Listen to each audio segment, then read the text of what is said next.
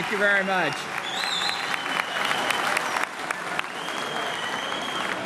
Well, it's a great pleasure and an honor to be with you again here today.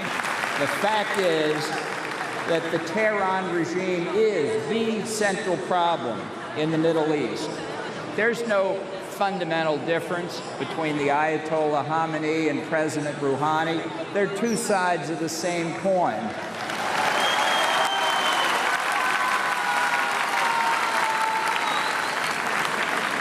I remember when Rouhani was the regime's chief nuclear negotiator. You couldn't trust him then. You can't trust him today.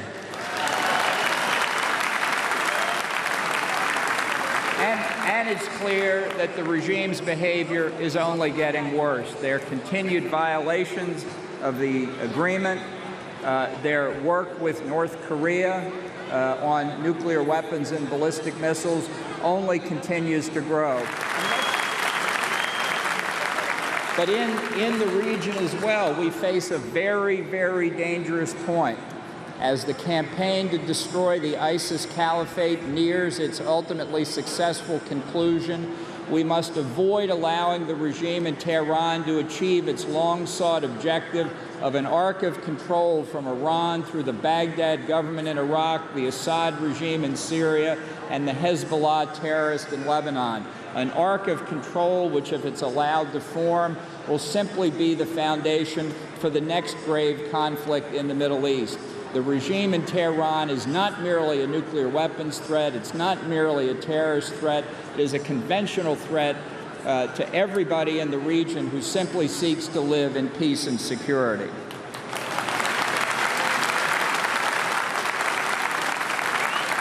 The regime has failed internationally. It has failed domestically in economics and politics. Indeed, its time of weakening is only accelerating, and that's why the changed circumstances in the United States, I think throughout Europe, and here today are so important. There is a viable opposition to the rule of the Ayatollahs, and that opposition is centered in this room today.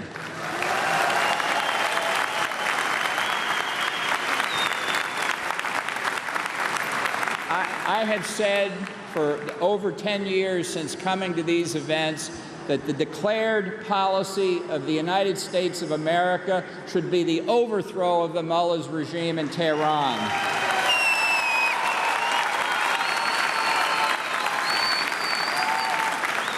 The behavior and the objectives of the regime are not going to change, and therefore the only solution is to change the regime itself.